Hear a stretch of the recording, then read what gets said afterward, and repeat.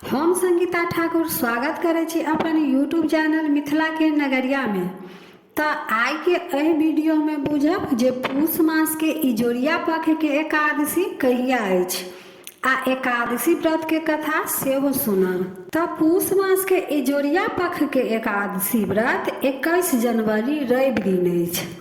एकादशी तिथि शुरू भ जायत 20 जनवरी शनि दिन साँझ के 7:28 से आ 21 जनवरी रवि दिन साँझ के 7:29 तक एकादशी तिथि रहत।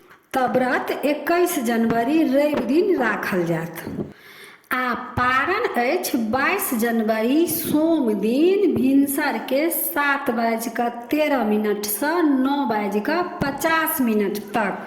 पूस मास के इजोरिया पक्ष के एकादशी पुत्रदा एकादशी कहाइ अछि। संतान प्राप्ति आ संतान के रक्षा लेल ई एकादशी करल जाइ अछि। तो आब पुत्रदा एकादशी व्रतक कथा सुनू। भद्रावती नाम के एकटा राज्य रहे। ओहि राज्य के राजा के नाम सुकेतु रहनि आ रानी के नाम सैब्या रहनि। राजा रानी के धन दौलत सब सुख ऐश्वर्य रही तो बड़ दुखी रहथिन, कारण जे हुनका कोनो संतान नहीं रहनि। संतान प्राप्ति के लेल राजा रानी बड़ दान पुण्य पूजा पाठ सबटा केलथि, लेकिन हुनका कोनो संतान नहीं भेलनि। तब बड़ दुखी भ कऽ एक दिन राजा अपन सारा राजपाट मंत्री के सौंप देलखिन आ रानी संगे घनघोर जंगल में चलि गेलखिन। राजा रानी सोचे छलखिन जे आब मरि जैतौं तऽ ठीक रहैत, एहि दुख से छुटकारा भेट जाइत। राजा आ रानी दुनू गोटे आत्महत्या के विचार से खूब घना जंगल के तरफ जा रहल छलखिन।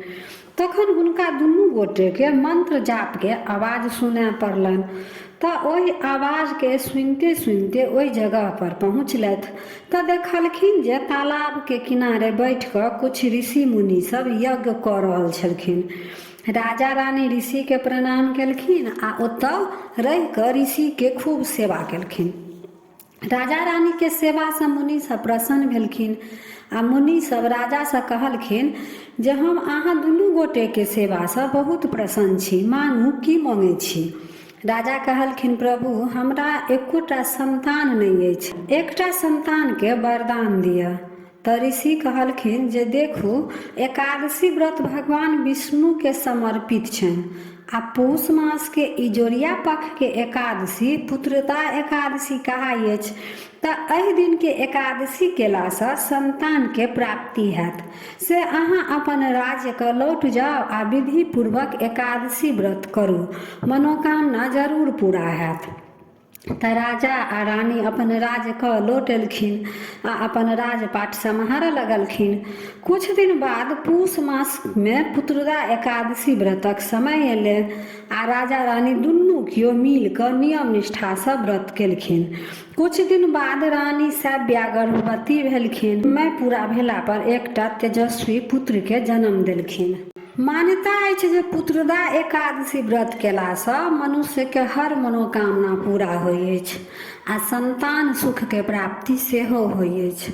तऽ यह रहा पुत्रदा एकादशी व्रतक कथा केहन लागल कमेंट जरूर करब आ नीक लागल तऽ लाइक शेयर सब्सक्राइब कऽ कऽ मिथिला भाषा के सपोर्ट जरूर करब।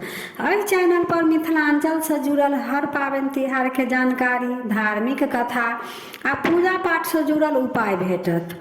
तऽ नोटिफिकेशन सेहो ऑन कऽ लेब ताकि हम कोनो नया वीडियो डालब तऽ सबसे पहले पहुँचत अहाँ तक। तऽ फेर उपस्थित होइ छी एकटा नया वीडियो के संग। ताबे तक जय मिथिला जय मैथिली।